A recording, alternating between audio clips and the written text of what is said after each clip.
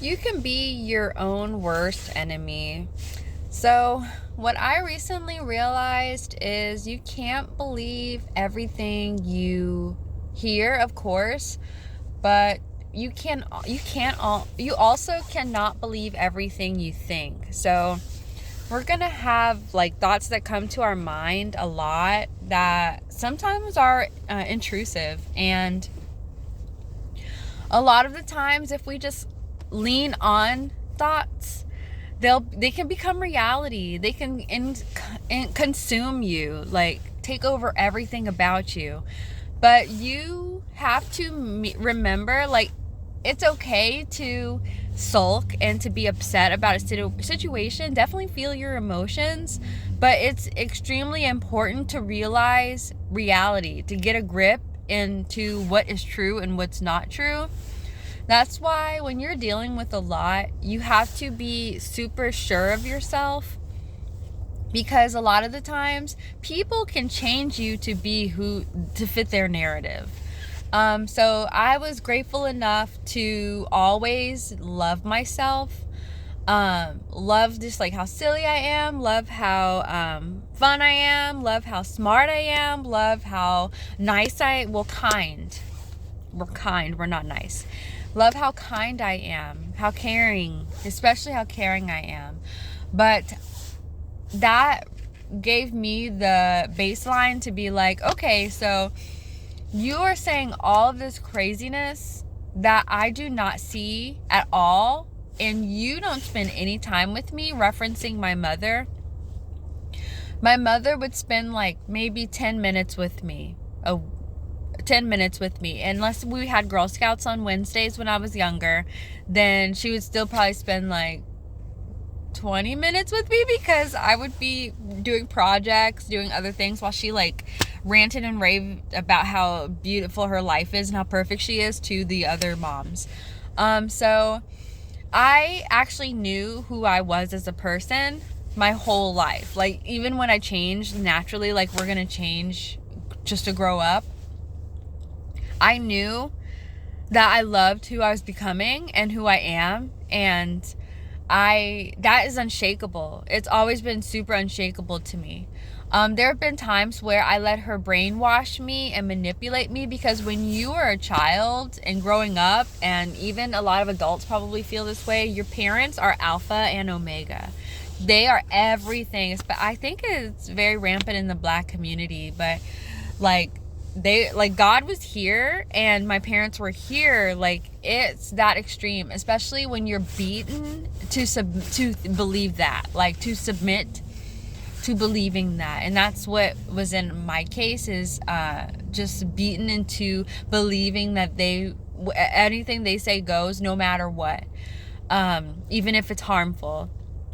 So that was the one thing, was myself, that I knew was absolutely unshakable. And even my dad who was doing the beating, my mom, she would harm me, but my dad, he was doing the majority of the beating. He liked me. He loved me. And he told me all the time, like, so, like, I think having him also really helped me, like, reassure me. But if I didn't have my dad, I would have my grandparents, and I would have my friends, and I would have a lot of people backing me up on who I am as a person. So when I am told, shown, and made to feel that I should kill myself, that I am worthless, I'm the lowest piece of garbage on earth, which is stuff that I'm hearing now, especially a lot more. When my mom wishes she never had me, when she actively says that she wants me to die and that they want to kill me, that, which literally is being said, I'm not lying, or I'm not exaggerating, that is just really laughable. It's not funny, of course.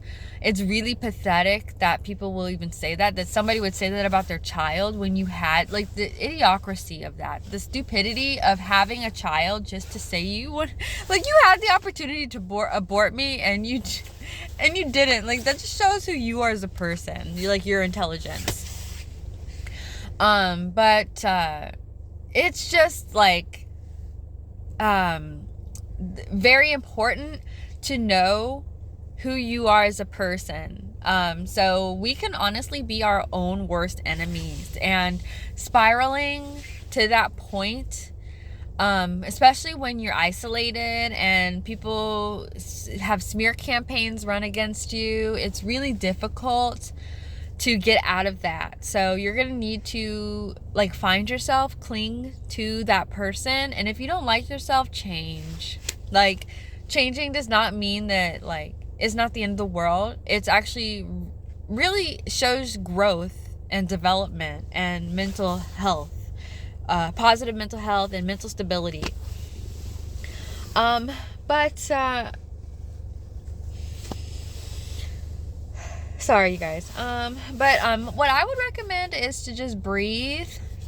Breathing helped me a lot, and there's proper breathing methods, and it was hard at first to see how that could help, but it is literally like it changed my life. Breathing and finding hobbies. I'm so excited to start getting into some new hobbies. I used to do puzzles with my older friends when I was traveling and playing like Magic the Gathering, things like that. I was very much into video games when I was growing up, like Super Nintendo girl, like PlayStation girl, very much so. But I want to get back into some hobbies that aren't as expensive, like knitting, sewing, just like, in my opinion, and then they're gonna help me in the future. Like, they're gonna help me when I need it, like to sew something. But yeah, finding a hobby, like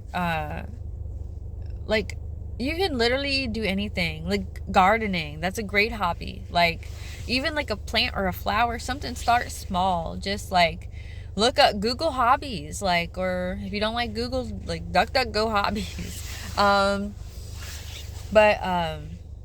Yeah, just find something to do that you can like sit with yourself, find yourself. Reading books are beautiful. And just finding inspiration and motivation to better yourself for you. Like, not for other people. This is for you, because you need to love and care about yourself enough to better yourself and to realize that you don't deserve to be in the situation that you're in.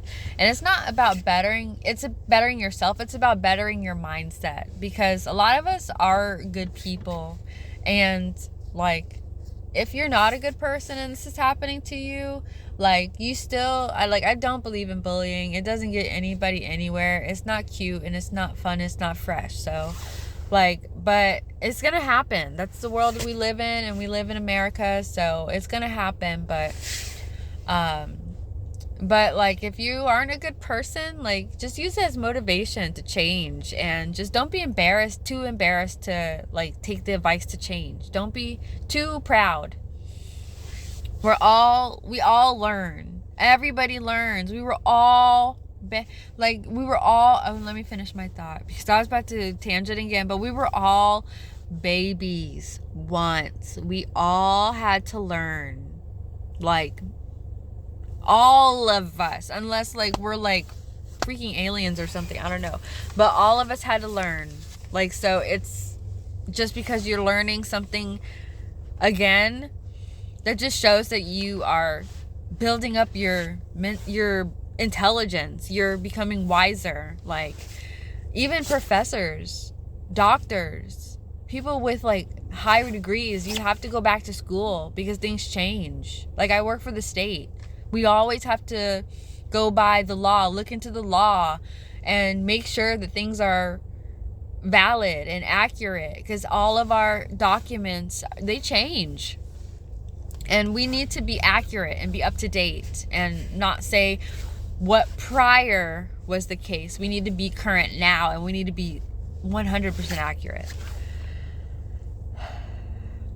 But I honestly think that the depression epidemic is like a straight up psyop.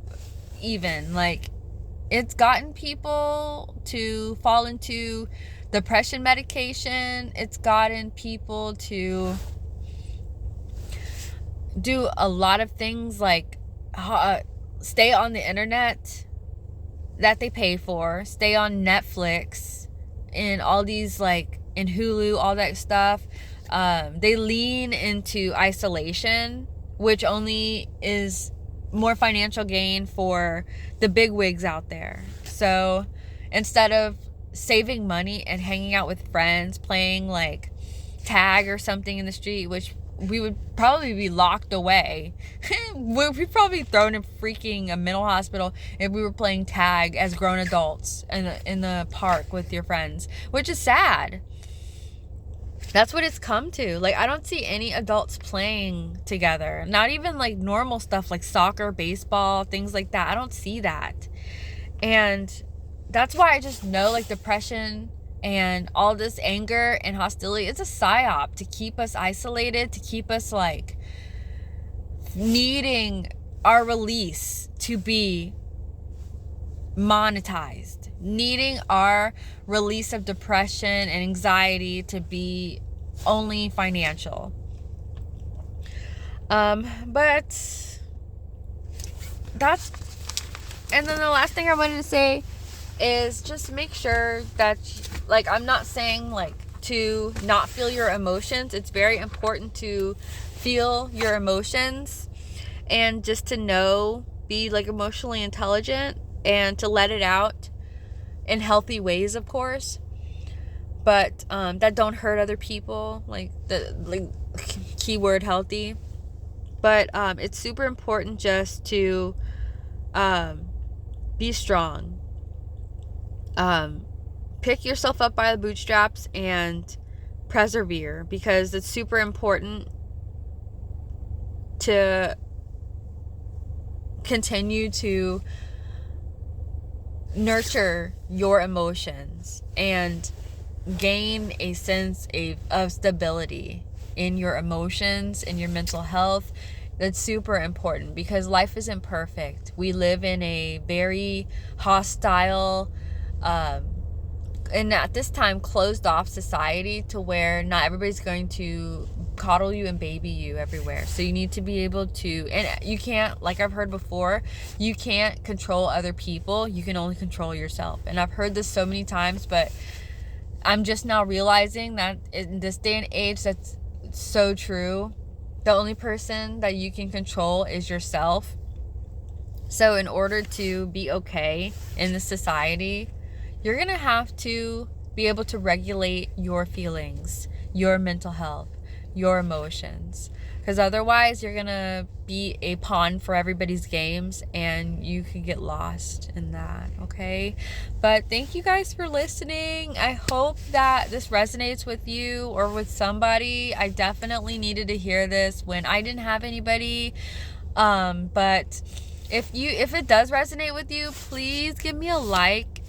Subscribing would be wonderful, and share this. I know about sharing. I am not about sharing either, but like, I share when it helps somebody I know it's gonna help. And as if this is gonna help somebody that you love or know, please share this video with them. But thank you guys, love you guys, bye.